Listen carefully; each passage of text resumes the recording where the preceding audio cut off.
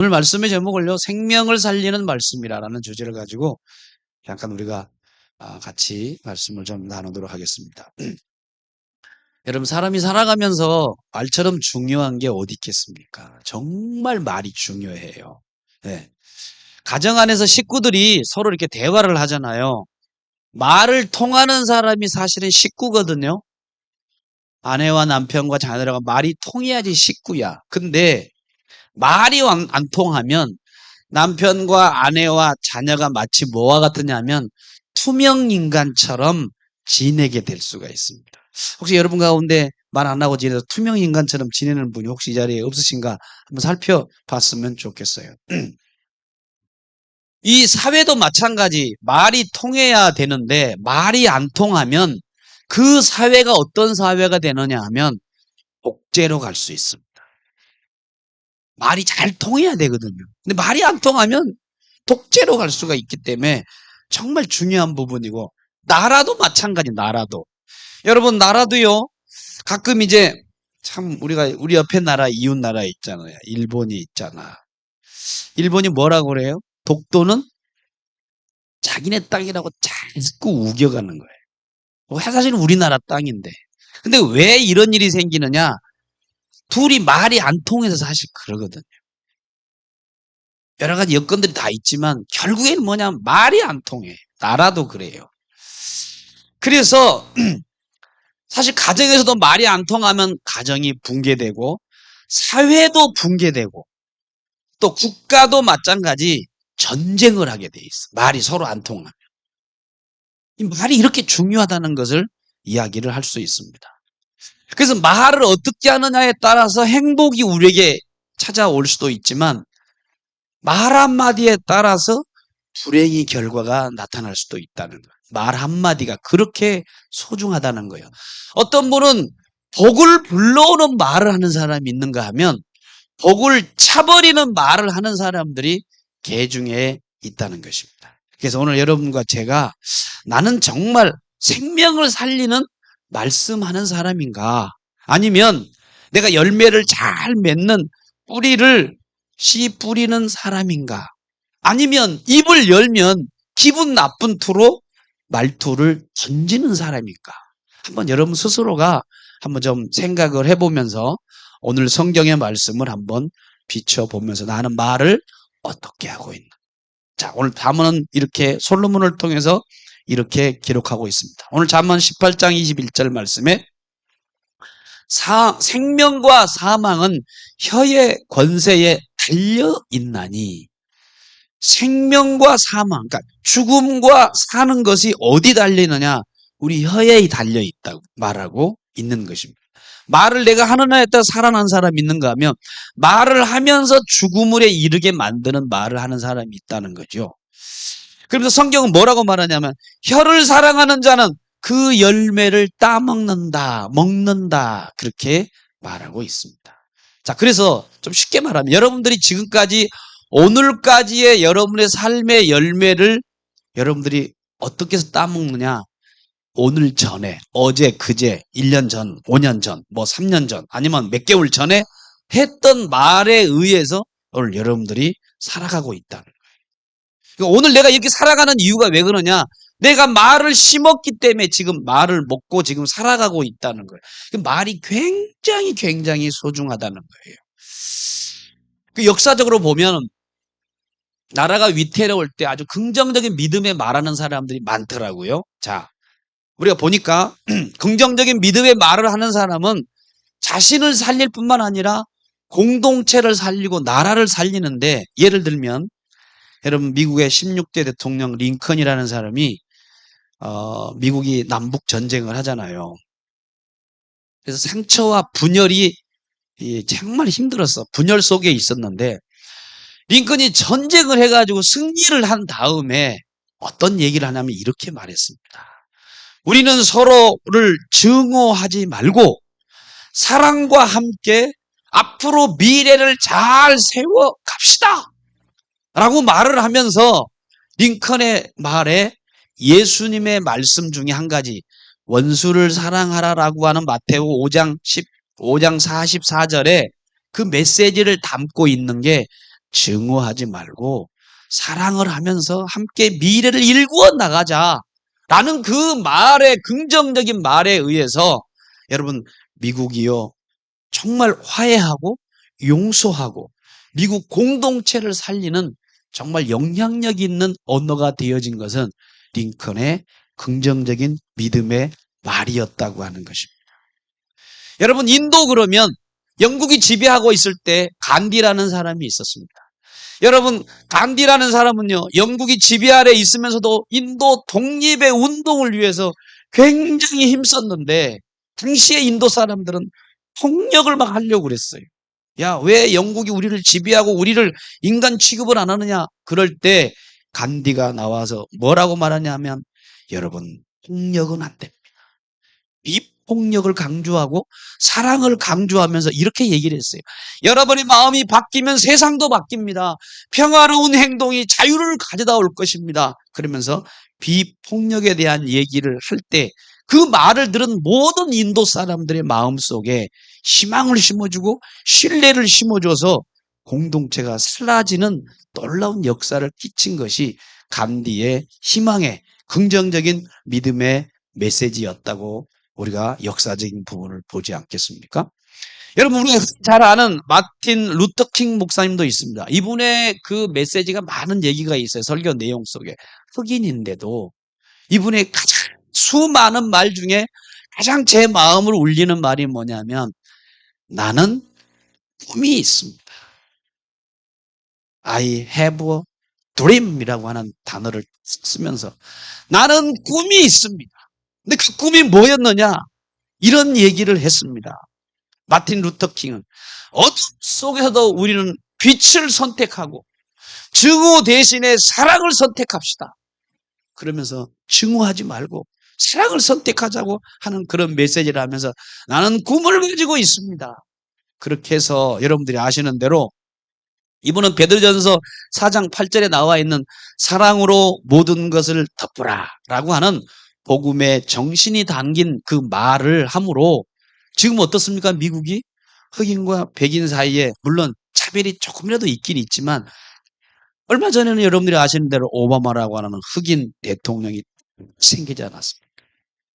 흑인 대통령이 나올 정도로 이게 누구의 영향이냐? 마틴 루터 킹의 목사님의 그 메시지를 통해서 미국이 인종 간의 차별을 좀 이렇게 그리스도의 사랑으로 바꾸는 놀라운 영향력을 끼치는 게 말의 힘이었다. 말의 힘. 여러분, 에베소 4장 오늘 29절에 뭐라고 말하냐면 이렇게 얘기를 합니다. 무릇 더러운 말은 너 입 밖에 내지 말고 오직 덕을 세우는데. 한번 따라서 할까요? 덕을 세우는데. 우리에게 하는 말이 뭐를 세워야 되느냐? 덕을 세워야 된다는 거예요.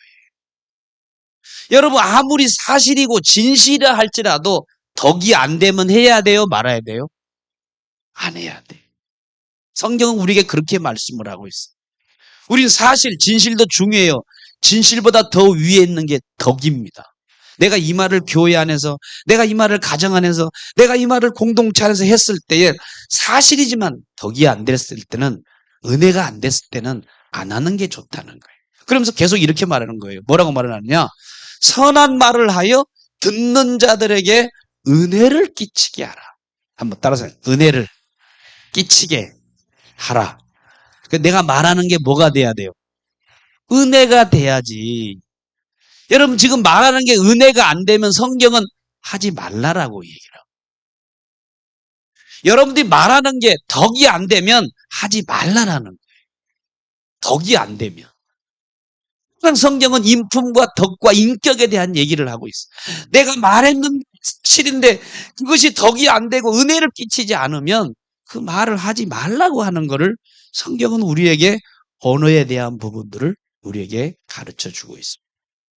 근데 우리는 덕과 은혜는 내려놓고라도 내 기분과 감정에 의해서 덕이 안 되는 얘기, 은혜가 안 되는 얘기를 던져가지고 상대방에게 상처를 주고 상대방 마음속에 슬픔을 안겨다 주는 그러한 부정적인 언어를 할 때가 정말 많다.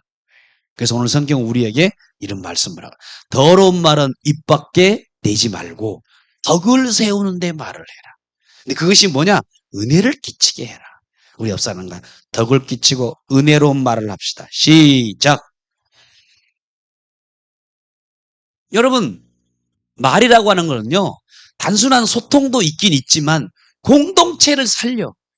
말 한마디가, 말 한마디가 관계를 세우는 도구가 되는 게 말 한마디예요.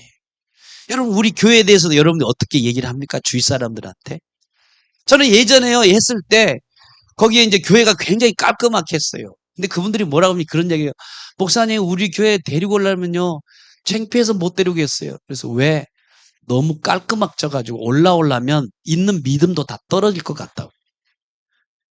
그런 말 하는데 무슨 전도할 마음이라고. 그러지 않게, 그 말을 들으면 사람들이 어떻게 생각하겠어요? 니네 교회 그러냐? 뭐 그렇게 얘기하면서 전도할 힘도 무너져 버리게 만들지 않습니까? 여러분, 열린문교회 여러분 어떻게 소개를 하십니까? 주위 사람들한테. 긍정적인 은혜 있는 덕 있는 말을 해서 우리가 공동체뿐만 아니라 지역 주민들에게 내가 주위 있는 사람들한테도 정말 은혜와 덕을 나누는 그런 언어를 우리가 세워야 되지 않겠나. 자, 말을 하는 걸 보니까 이제 가끔 이제 저도 이제 찜질방에 우리 아내하고 자녀들하고 같이 갈 때가 있어요. 찜질방에 가면 좋은 점은 암 걸린 사람은 찜질방에 자주 가시는 게 좋습니다. 왜 그런 줄 아십니까? 우리 경도들은 암 걸린 사람이 없잖아요. 물의 온도가 42도가 딱 넘어가서 몸이 따뜻해지잖아요. 그러면 몸이 따뜻하면 암이 죽게 됩니다. 그러니까 여러분 혹시 감기 들어가면 열 나잖아요. 그럴 때는 열이 나는 게 좋아. 감에 걸린 사람들은. 왜? 여러분 열이 올라가면 암은 죽게 되어 있어요. 그래서 암 걸린 사람이 자주 뭐냐? 찜질방에 가요. 찜질방. 몸이 차가우면 암에 걸릴 수 있는 확률이 커. 그러니까 여러분들 몸이 많이 춥다. 그럼 자꾸 뜨겁게 해야 돼. 그래서 운동을 하고 그래서 몸에 막 열을 주는 거예요. 왜? 암이 찾아올 수 있으니까. 근데 이제 찜질방에 딱 가다 보면 지역에 있는 그 찜질방 들어가잖아요. 그러면 저도 많이 활동하다 보니까 아는 사람들이 많잖아. 예. 아는 사람들이. 그러니까 찜질방에 딱 가서 저는 이제 어떻게 하냐면 수건을 딱 뒤집어 써가지고 얼굴 잘 못 보게 혹시 아는 사람이 있으면 조금 그분도 좀 뭐 할 것 같고 저도 좀 뭐 할까 봐서 이렇게 그 수건을 딱 뒤집어 써가지고 얼굴을 약간 가리면서 이렇게 들어갑니다. 뜨거운 불 감아 들어갈 때가 있잖아요. 그럼 저 뒤쪽에 앉아있어 쭈그려가지고 그럼 사람들 잘 몰라요. 저 사람이 목사님인지 뭔지 잘 모르잖아요. 남자가 왔나 보다. 근데 이제 어느 날 갔더니 아줌마 3명이 딱 앞에 앉아서 3명이서 둘이서 막 서로 다른 얘기를 하더라고. 그게 좀 이해가 안 됐어. 이제 차이가 있기 때문에 그러잖아요. 근데 이제 세 분의 여자들이 얘기를 하는데 수다를 막 계속 떠는데 이제 첫 번째 이제 있는 이 아줌마가 얘기를 하는데 누구 얘기를 하냐면 자기가 낳은 자식 얘기를 막 자랑스럽게 막 하는 거야. 그럼 옆에 있는 사람이 그 얘기를 들어줘야 되잖아요. 근데 안 듣고 뭐 하느냐 하면 자기 남편이 속상한 얘기를 해. 그러니까 여기는 자녀 얘기하는데 그 얘기 안 듣고 자기 남편이 나한테 뭐 속상했던 얘기를 막 이렇게 하는 거야. 그러면 세 번째 있는 여자는 뭐 하느냐? 남편 얘기하거나 말거나 자식 얘기하거나 말거나 자기는 무슨 얘기하느냐? 내가 아파트를 샀어. 그러면서 힘들게 아파트 산 얘기를 이렇게 계속 얘기를 하는데 주제가 다 달라. 여기는 자녀 얘기하고 여기는 아파트 얘기하고 여기는 남편 얘기하고 이 상황이 30분 동안 얘기를 계속 하는 거예요. 듣거나 말거나 막 이런 상황은 남자들이 잘 이해를 못해요. 왜냐? 남자는 얘기를 한번 하면 어떻게 하냐면 얘기가 한 가지 주제만 하도록 뇌가 설계가 되어 있거든. 그러니까 남자가 하면 여자들을 보면 좀 이해가 곤란할 때가 굉장히 많아요. 예를 들어서 이제 가정에서 이제 예를 들어서 이제 정치 얘기를 남자들은 많이 하잖아요. 그러면 이제 정치 얘기를 막 하면서 막 하는데 갑자기 아내가 이런 얘기를 합니다. 여보, 우리 애가 자꾸 속을 썩여. 그럼 남자들은 어떠냐 하면, 아니, 여보, 내가 지금 정치 얘기하고 있잖아.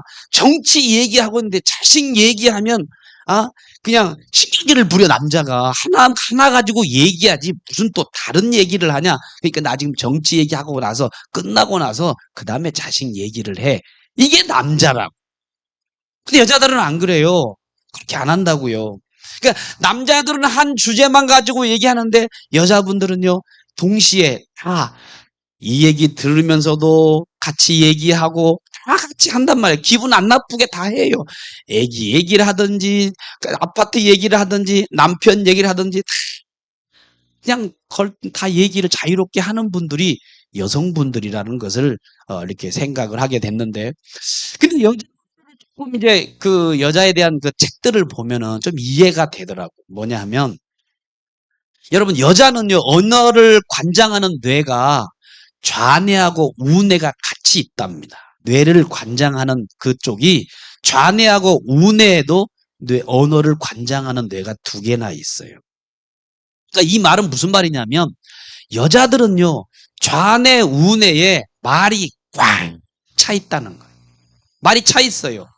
그래서 말이 꽉 차 있으니까 말을 해야 돼, 안 해야 돼? 여자들은 말을 해야 되도록 이렇게 설계가 아예 되어 있다는 거예요. 자매님들은요, 말을 하면서는 귀로 듣고 있고, 들으면서도 말을 이렇게 하면서도 이렇게 구분해서 할 수 있는 능력이 탁월하게 있다는 거예요, 여자분들은. 남자들은 그렇지 않아요. 하나만 가지고. 근데 문제는 뭐냐 하면 남자들이 문제예요. 여러분, 남자들은요, 어떠냐 하면 언어를 관장하는 뇌가 좌뇌 뒤에 딱 하나밖에 없대. 여러분, 남자들은 다 그래요. 하나밖에 없어. 그래서 만약에 남자들이 교통사고를 딱 당해가지고 좌뇌를 다치잖아요. 그럼 무슨 상실이 오냐면 언어 상실이 온답니다. 그래서 여자들은 교통사고 딱 나해가지고 좌뇌가 다쳐도 언어 상실이 와요, 안 와요? 안 와요. 왜? 우뇌에 또 이게 있으니까 기능이 상실이 안 돼가지고 말을 하는데 전혀 지장이 없다는 거예요. 우뇌가 남아 있으니까. 지금 그렇지 않아요. 남자들은 그렇지 않아요. 그 다음에 또 뭐냐면 부부가 만약에 서로 싸울 때에 이런 얘기예요. 아내가 서운해가지고, 여보, 당신이 시집에 와가지고 나 손에 물 안 묻히게 해준다고 그렇게 했잖아. 근데 나한테 물을 묻히게 할 수 있냐? 그러면서 막 얘기하면서 하는 얘기가 이런 얘기래요. 나 결혼 기념일 챙겨줘 봤어? 물어보잖아요. 여러분, 아내들이. 그러면서 뭐라고 그러냐? 생일 챙겨줘 봤어? 친정 어머니 챙겨줘 봤어? 막 화가 나가지고, 당신 말이야, 여행이라도 한번 가라고 나한테 보내줬어? 옷을 한번 사줬어? 막 화가 나가지고 막 그러면, 이때 남편들은 대꾸를 해야 되는데, 남자의 특징이 하나 있어요. 뭐냐면, 흥분하면 이 좌뇌가 갑자기 없어져 버린대. 이해가 돼요? 남자들이 흥분하면 이 좌뇌 기능이 상실돼 버려가지고, 좌뇌가 어디 있는지를 모른대. 그러면 막 둘이 두다가 남자가 막 흥분했을 때 이제 그러면 남자들이 반응을 해야 되는데 그때 반응이 뭐냐? 어이, 어이. 그러면 30분 동안 어이 이거 막 저거 막 말이 안 되는 거야. 왜? 이 자네가 어디 가버려가지고. 이 말이 안 돼요. 그래서 여자분들이 막 30분 동안 막 남편한테 막 하다 보면 이제 성질이 이제 자기가 하고 싶은 말들을 했기 때문에 하고 나면 이제 부엌에 가서 아무 일 없다듯이 설거지를 막 하고 그래. 왜? 자기가 말을 다 했기 때문에. 그래서 남자들이 신경질이 나. 좀 가라앉힌 다음에. 왜 신경질이 나느냐? 아까 얘기할 때 생일 보내줬느냐, 축하해줬느냐, 엄마 챙겨줬느냐, 옷을 사줬느냐 막 할 때 그때 말을 했어야 되는데 그때 이 좌뇌가 어디를 가버려가지고 생각이 안 나다가 나중에 생각나가지고 뭐라 그러느냐. 내가 왜 그때 적절한 말을 대답을 못했을까. 그래가면서 막 성질 나가지고 그때서 뭐하냐. 소파를 그때 던지고 전화기를 그때 던지고 신경질을 부리고 하는 것이 이게 바로 남자들의 특징이라고 하는 겁니다. 그래서 우리 남자들은 여자들을 절대 말로 이길 수가 없어요. 여러분, 우리 열린문교회 성도들 가운데 여자들 같이 싸워가지고 이긴 사람 있으십니까? 이거 안 되니까 뭐 하느냐? 어떨 때는 말로 안 되면 여자들은 말을 막 쭉 하는데 안 되면 남자 그때 말이라도 좀 시끄러우니까 한 대 쳐놓고 조용하게 좀 만들어 놓고 그 다음에 일 처리를 하는데 말이 안 되니까 그렇게 하는 사람도 있더라고 하는 것입니다.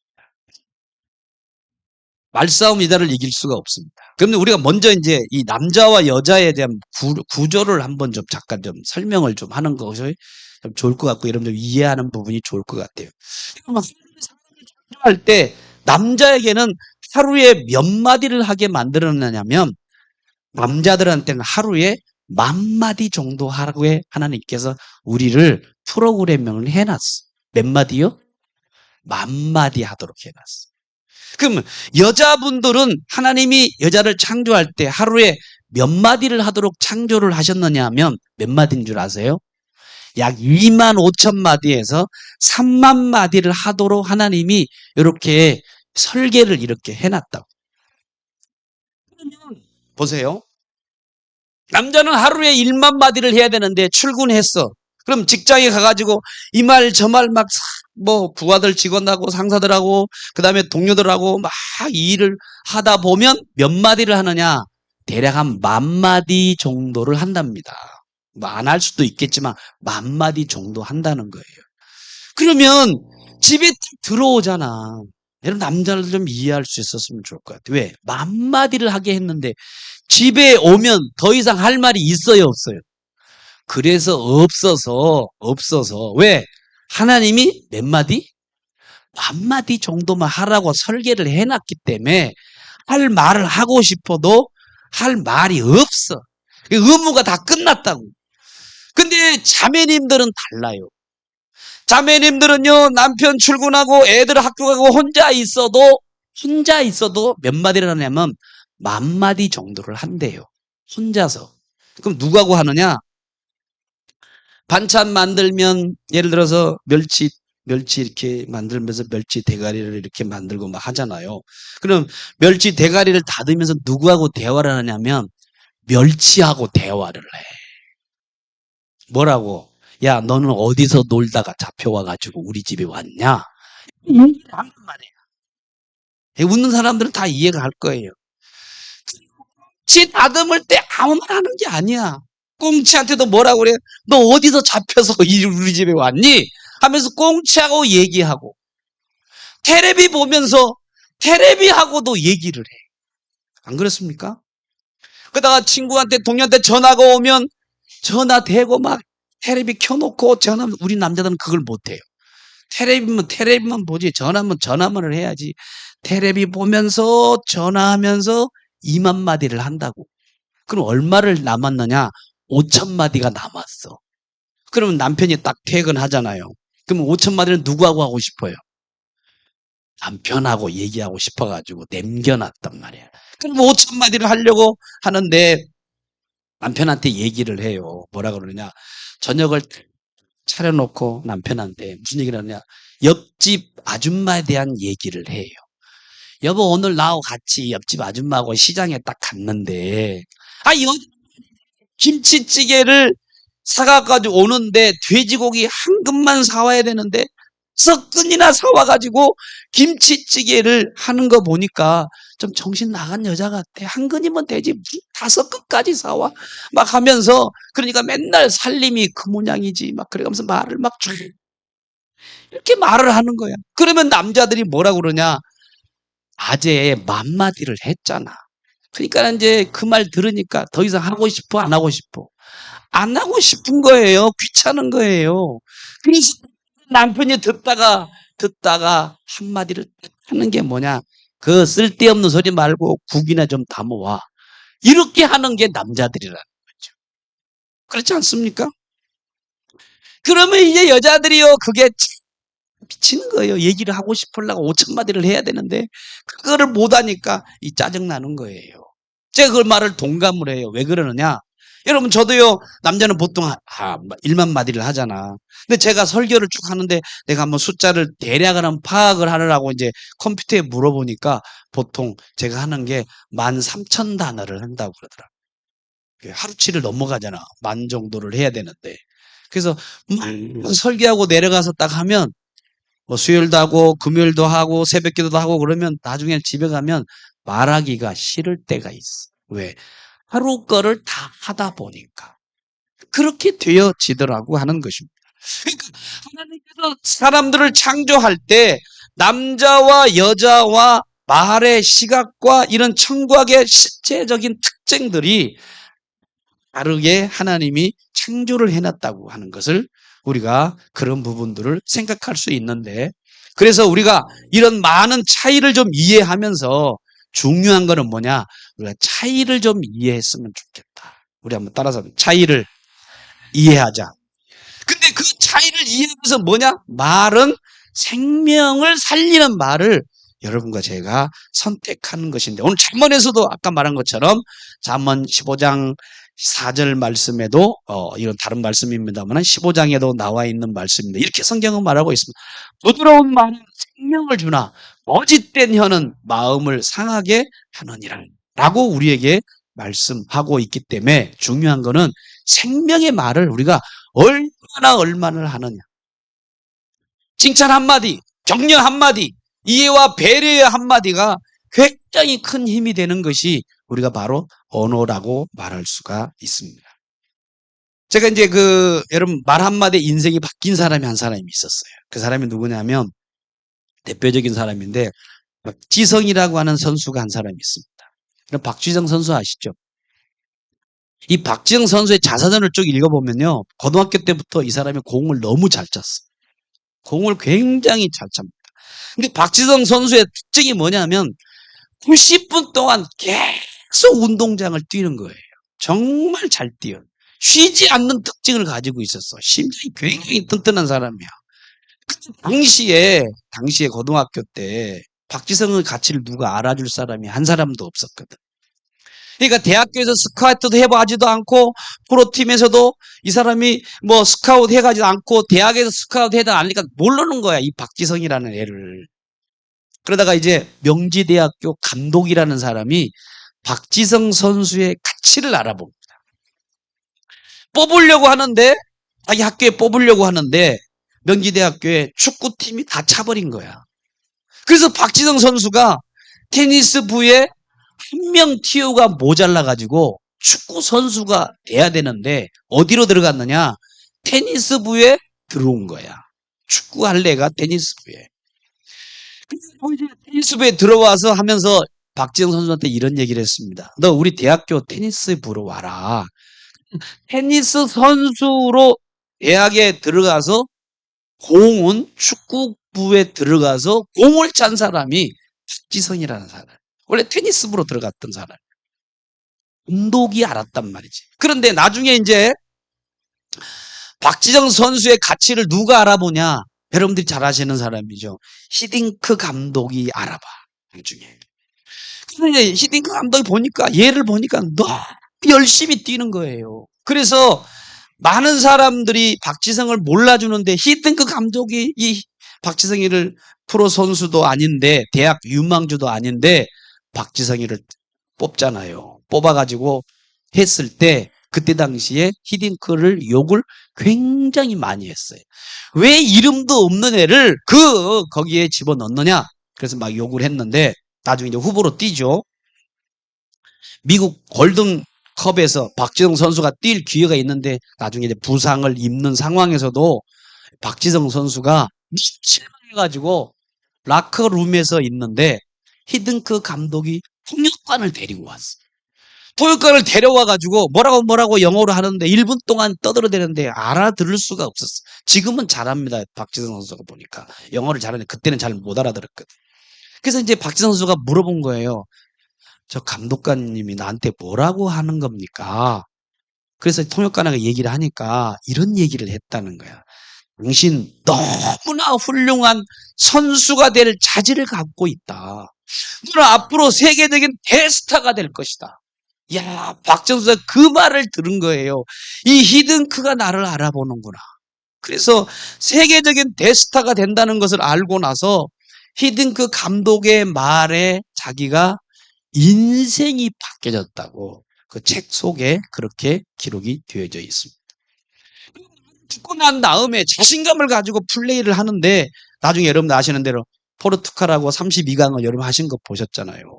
근데 마지막 경기할 때 박지성 선수가 이영표 선수가 공을 차고 가슴에 드리블을 하다가 공을 하나 집어 넣었는데 누가 집어 넣느냐? 박지성이 해가지고 넣었단 말이죠. 그 공을 넣고 달려갔겠어요? 감독한테 히딩크한테 가서 거기서 뛰어가가지고 자기 인생의 운명을 바뀌던 히딩크에 가가지고 감사하다고 얼싸안고 그렇게 하는 모습이 있는데 왜 그러느냐? 자기에게 이 동안 너는 앞으로 세계적인 대스타가 될 거라고 하는 말에 의해서 이 사람이 그걸 가지고 아주 자기 운명이 바뀌게 되었다고 하는 것을 제가 읽어볼 수 있었습니다. 무슨 말이냐? 여러분 생명을 살리고 사람을 살리는 말은 굉장히 중요한 거. 이렇게 한마디 한 것이요 그의 일생에 정말 인생을 바뀌어놓을 수 있는 놀라운 역사가 요 말 한마디에 의해서 바뀌게 되었다고 하는 것입니다. 그게 무슨 말이냐? 생명의 말씀이야. 따라서 합시다. 생명의 말씀. 여러분 우리가 말을 전할 때 얼마나 생명의 말씀을 다른 사람을 살리고 일으키고 격려하고 정말 그 사람을 세워주느냐. 그 사람이 생명의 말씀을 전하는 사람입니다. 여러분 예수님은 어떤 말 한 줄 아십니까? 예수님은요 단순히 가르친 것만 한 게 아니라 말씀으로 생명 살리는 능력을 나타내신 분입니다. 여러분 요한복음 1장 1절과 14절 말씀 보면 태초에 말씀이 계셨느니라 이 말씀이 하나님과 함께 했으니 그 다음에 14절 말씀에 말씀이 육신이 되어 우리 가운데 거하심에 라고 말씀을 하시면서 말씀 자체가 우리에게 구원과 생명을 주게 되었노라고 말씀합니다. 마태복음 4장 4절 말씀 보면 예수님께서 시험으로 이기셨는데 말씀으로 이런 말씀 아시죠? 사람이 떡으로만 살 것이 아니라 하나님의 입에서 나오는 모든 말씀으로 살리라. 아멘. 단순한 정보가 아니라 이 말 한마디가 영혼을 살리는 놀라운 능력이 예수님이 가지고 있었던 말씀이었다고 성경은 우리에게 말하고 있습니다. 마태복음 5장 44절 말씀 보면 예수님 어떤 말을 하냐? 사랑의 말씀을 전하세요. 이렇게 하잖아요. 너희 원수를 사랑하라. 이게 생명 살리는 말씀이라는 거죠. 여러분 마태복음 1장 15절 말씀에 우리에게 어떤 말씀을 전하느냐? 회개와 용서를 촉구하는 말을 하시더라는 거예요. 이런 말씀하십니다. 회개와 천국이 같으느니라. 이 말씀은요, 말은 사람을 깨우고 사람을 돌이키게 만들고 사람을 반성하게 만들고 새로운 삶을 이끌어 나가게 하는 능력이 말씀 속에 있다는 거예요. 그 말이 뭐냐? 회개하라. 그 말을 들으니까 사람이 돌이키고 반성하고 회개하고 새로운 삶으로 변화되게 되더라는 거예요. 왜? 생명을 살리는 말씀을 전했던 것이 예수님의 말씀이니까. 요한복음 14장 27절 말씀에 예수님은 소망과 평화의 말씀을 전합니다. 뭐라고 말하냐? 이런 말합니다. 평안을 너희에게 주노니 곧 내의 평안을 너희에게 주노라. 말 한마디로 마음을 살리고 영혼을 살리는 놀라운 능력이 우리 주님께서 하시는 말씀이라고 하는 것입니다. 그러므로 우리가 일생을 살아가면서 공동체를 또 우리 가정을 그리고 우리 개인을 나라까지 살리는 놀라운 말씀의 능력이 생명의 말씀 속에 들어가 있다는 것을 생각하면서 오늘 잠언서 18장 21절 다시 한번 말씀을 드리면서 생명과 사망은 혀의 권세에 달려 있으니까 혀를 사랑하는 자는 그 열매를 먹으리라 라는 이 말씀을 여러분들이 기억하면서 오늘 여러분들 집에 돌아가셔서 아니 오늘 예배가 끝나고 나서 우리 공동체에게 어떤 말을 해야 되느냐? 상처나는 말을 하지 말고 그죠? 우리가 어떤 말을 해야 되느냐? 격려하는 말을. 예를 들어서 이제 이렇게 얘기할 수 있어요. 여러분 주일날 되면 사람들이 좀 깔끔한 옷을 입고 딱 오잖아요. 근데 어떤 자매님이 깨끗하고 아주 멋진 옷을 이렇게 입고 교회에 앉았어요. 그랬더니 옆에 있는 분이 하는 말이 누구 오늘 꼬시려고 이렇게 유혹하려고 왔어? 그렇게 말하면은 상처 주는 말이 되잖아. 그렇죠? 그렇게 말하는 사람도 있어요. 개 탔냐? 이렇게 말하는 사람도 있어요. 그렇게 말을 하는 사람들이 있더라고. 근데 우리 교회는 그런 사람들이 없어서 별로 말을 안 하고 지내시니까 우리가 말하다 보면 상처나는 말을 할 수 있단 말이지. 그래서 우리가 하는 말이 어떤 말을 하느냐? 사람을 살리는가? 상처를 주는 말을 하는가? 말하는 것에 있어서 여러분과 제가 조심할 수 있는 그런 삶이 되어야 되지 않겠나 생각하면서 오늘 한마디가 우리 교회와 여러분의 가정과 우리 사회를 살리는 위대한 생명의 말씀을 전하는 우리 모든 여러분들 되어지기를 주님의 이름으로 축복합니다. 우리 옆 사람과 생명의 말씀을 전합시다. 시작!